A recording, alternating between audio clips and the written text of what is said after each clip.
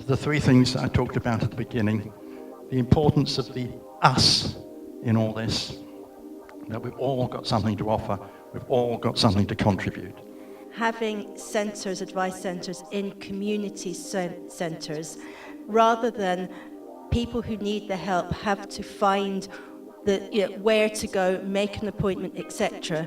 Whereas actually in your local community centre on a Monday or whenever, people around will know that's where you can get advice. We're trying to deliver services in a new community-centred and co-produced way.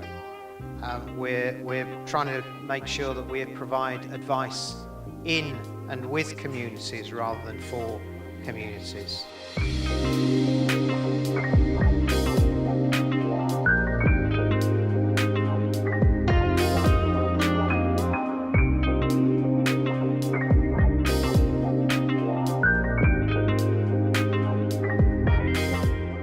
I think when we talk about working together and cooperating and partnership committees and all that kind of thing, we talk about that quite a lot in the public and voluntary sector. But usually what we mean by that is having a network lunch once a month or a newsletter occasionally. We're not really working together, we're just keeping in touch with one another.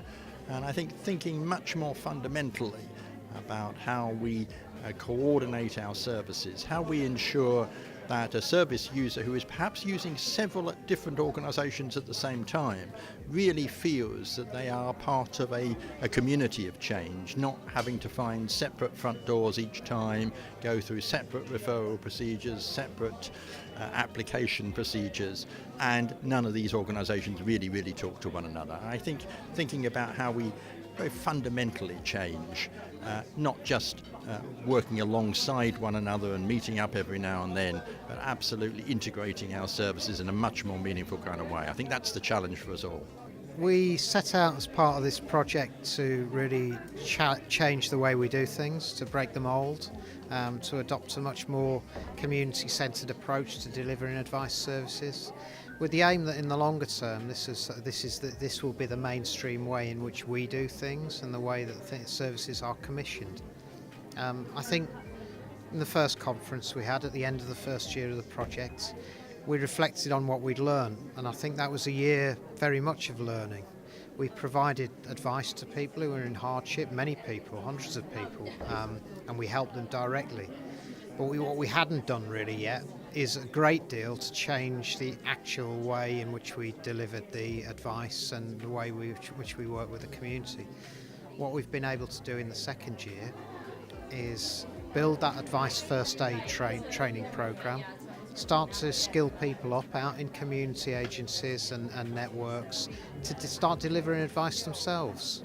And what we've seen now at the end of the second year is that starting to pay off. We've now got a network of agencies who are out there who know what to do when they see somebody who needs help. So we have started to change things.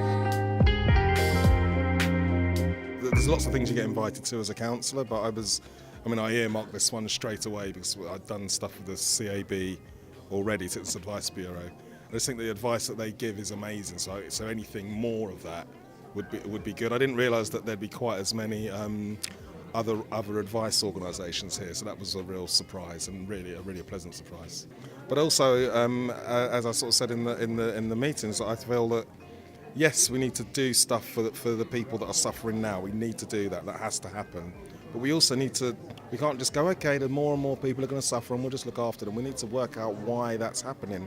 And it's often that there's gaps in the system, or the bureaucracy or their benefits don't join up properly, and so they're put into hardship, unnecessarily. And I'm really keen to find ways of stopping that, and maybe working with some of the guys here who've got first-hand experience to influence what I can say in the council.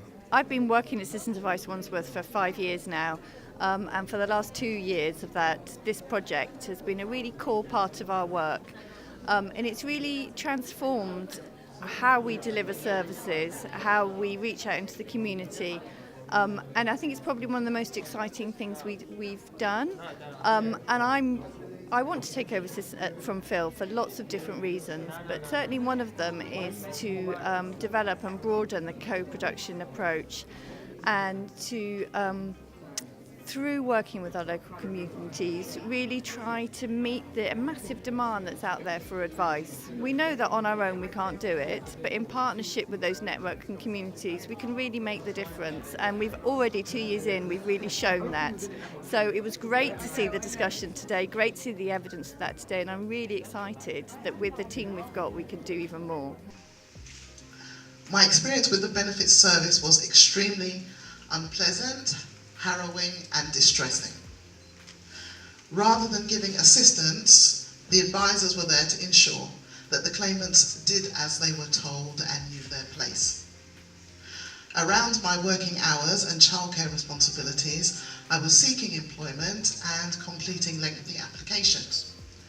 Despite completing 5 or 6 such applications per week, I was berated for not doing enough. I've noticed out there in the workforce there's a lot of people out there providing services and verbally bullying people. That needs to be looked into, whether you own a business or you are the manager or governor of the business. It needs to be looked into. I find those sort of things disrespectful, and it's worse than a punch in the face. It's one of those bittersweet things, because you feel a communal spirit, because you realize that the issues that you're seeing and the people that you're helping, everyone in the room is seeing something similar, that there's a recognition and there's a shared compassion. But it's also, like I said, bittersweet, because you realize how much need there is, even in this relatively well-off community, that we're expanding our sites. That's because there's a lot of need out there still. So it feels good to be with so many compassionate people trying to make a difference, but it feels daunting at the same time, because you realize how big of a problem we have to confront, and just it's a huge obstacle. But I feel that people here are inspired and they're committed, and that makes me feel better about keep moving forward with it and what we're doing here. It's really clear that there's been some fantastic progress led by WCEN and Citizens Advice Wandsworth, and the many different organisations involved in the project that have been here at the conference today. But there's still yet more to be done, and I think in particular today they've been talking about systems change and how we can make it easier for people to access the information that they need, whether it's people who English might not be their first language, or from particular communities who find it difficult to get the support that they need. So that's something that we can take as a council to take action on.